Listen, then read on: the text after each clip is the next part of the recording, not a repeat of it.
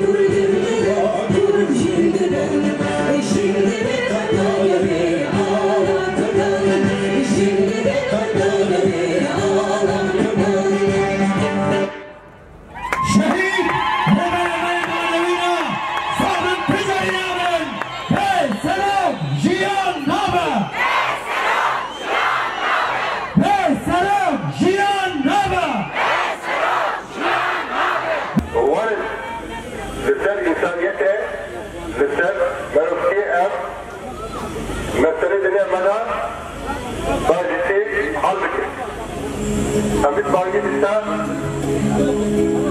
تكرار لا حاضر بكوني حول مسألة حاضر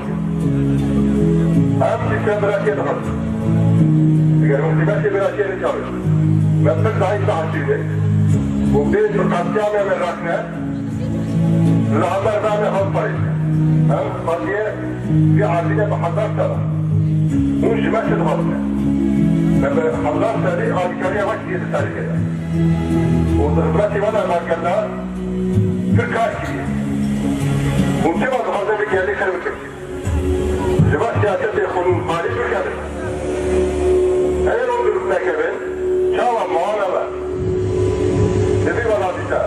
الإسلامية برنامج الإسلامية. الرفاق الأعزاء، تحية لشعبنا العربي، للشعب السورياني، للشعب الآشوري الأرمني، لكل شعوب شمال وشرق سوريا، لكل شعوب الشرق الأوسط الذين تضامنوا مع مقاومة القائد أبو خلال الفترة الماضية. هذه المؤامرة الدولية لم تستهدف الشعب الكردي فقط، بل استهدفت كل شعوب المنطقة. إنها استهدفت الأخوة الكردية العربية، استهدفت الشعب السورياني بأن يعيش بكرامة، استهدف الأرمن واستهدف التركمان وكل شعوب التواقع للحرية والديمقراطية. الدولة التركية ومنذ اتفاقية أضنا حاولت أن تقضي على المصالح وأخوة الشعوب في سوريا. الدولة التركية كانت مع داعش ومع المرتزقة، وحاولت بشكل دائم أن تجهض الثورة السورية وأن تقضي على أي مشروع، على أي تجربة يؤدي إلى الاستقرار وإلى السلام والديمقراطية في سوريا.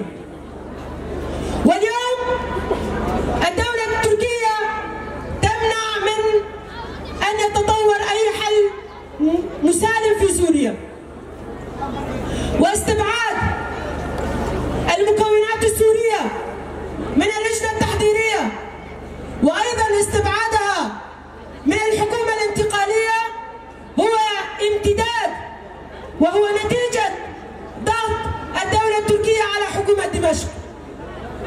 إنها مؤامرة جديدة على سوريا. لذلك نقول ونناشد من هنا أن تكون حكومة دمشق واعية وحريصة.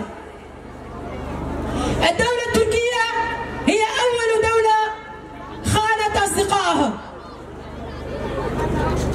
واليوم هناك خطر جديد. يجب أن لا نبدل ولاءات قديمة بولاءات جديدة. يجب أن يكون الولاء للشعب السوري وللمكونات الثقافية والقومية والدينية، وأن يكون الولاء لحرية الشعوب، وأن لا يكون ولاء خارجيا. إننا اليوم أمام مرحلة جديدة، نريد أن نبني سوريا المستقبل معا، ونريد أن نتكاتف كسوريين من جميع المكونات بدون أي إقصاء، وأن يكون هناك هوية وهناك تعبير حر لكل سوري في هذه الفترة، فترة البناء. لكننا نرى بأنه هناك استمرار لسياسة الإقصاء والتهميش، سياسة البعث. إننا نريد أن نحذر بأن هذه السياسة هي التي دمرت سوريا، وهي التي جعلت سوريا لقمة للمستعمرين وللتحالفات والصراعات الدولية. إننا نحذر حكومة دمشق بأن اللجنة التحضيرية كان يجب أن تعبر عن كل السوريين وليس عن فصيل أو عن رأي فقط. إننا ضد الوحادية وضد الفكرة المركزية، الفكر البعثي الذي قام بتدمير سوريا وتحويلها إلى ساحة الصراع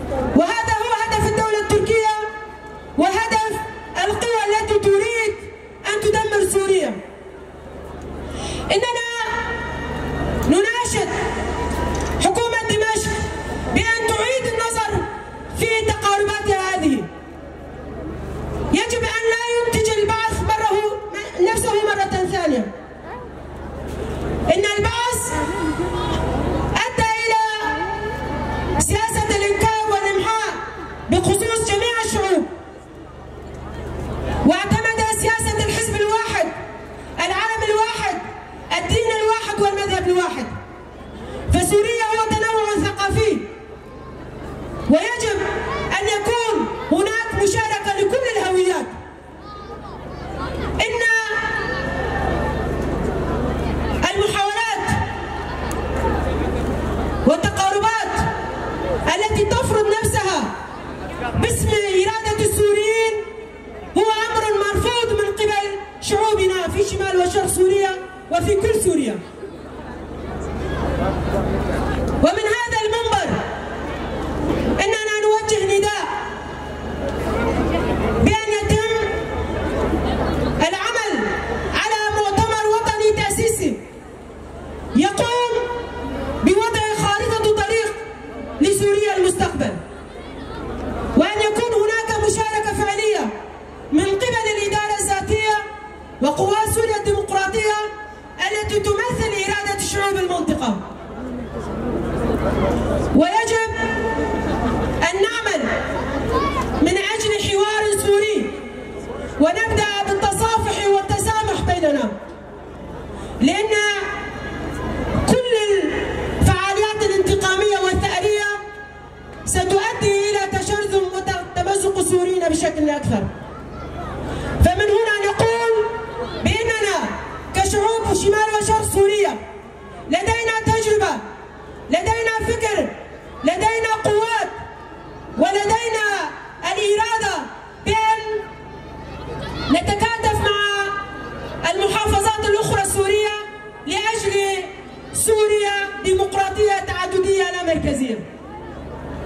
لذلك وبهذه المناسبة فلنتكاتف كل السوريين أمام جميع المشاريع التقسيمية، جميع أنواع الاحتلال، أنواع التغيير الديموغرافي، وليعود العفرينيون إلى مكانهم وسكان رأس العين، سريكانية، تل أبيض، وأن نبدأ صفحة جديدة في سوريا، صفحة الكرامة لكل السوريين، الحرية لكل السوريين، وأخذ التنوع الثقافي بعين الاعتبار. فوجه تحية لكل العرب الديمقراطيين، لكل الدروز، للعلويين، للعلمانيين الديمقراطيين من إخواننا السنة العرب. إننا كلنا سوريين، ويجب أن نعمل معا من أجل تطوير حوار وطني يضمن كل السوريين بدون أي استثناء ودون أي إقصاء ودون أي تهميش. بداوية أسفيات بيجم ريبير أبو حتى نها جبون يتوى ديمقراطيك جبوكو معازات بجين برخدانية كي ديروكي برخدانية سردم يتمشاندن ويروجي همان نقطة بردوام بكر دبيجي خطري مزنن ليه فرصتي مزنن اگر ام برخدانية خو بهيز بكن اگر ام تكوشنا خو مزن بكن مسوغر امي بكين عرمانجي خو هبالنو ام باورن ددمكي نيز دويري برابو بفيديو ويبقل رباخبم ليش نعدم جوار بيجن سلافين تايبات يري برابو جبو قلن باكل رجلات سوريا هي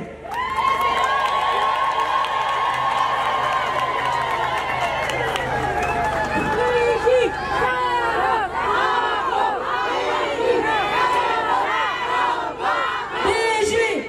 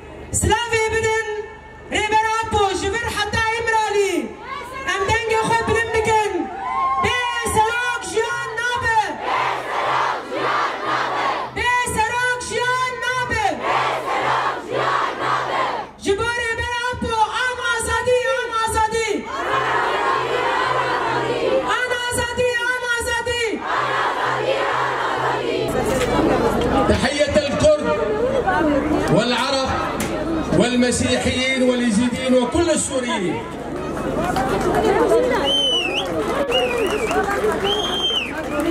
ابلغكم تحيات عشائر قبيلة طي التي هي جزء لا يتجزأ منكم، هي جزء من السوريين. الكرد والعرب والمسيحيين عاشوا في هذه المنطقة ليس عشرات السنين وليس مئات السنين بل آلاف السنين، وكل من يتكلم ويريد أو يحاول التفرقة ما بين أخي الكردي وأخي العربي والمسيحي فهو واهم. عبد الله أوجلان هذه الشخصية التي أنا أعتبرها ليست كردية فقط، هي شخصية إنسانية استطاعت وعلى مدى من السنين، ولكن وهو والمسلم واليزيدي والكردي والعربي هذه الدماء سالت بوجدانية. أدت عشائر طي لهذا الشعب الكردي الغالي على قلوبنا، وشكرا لكم.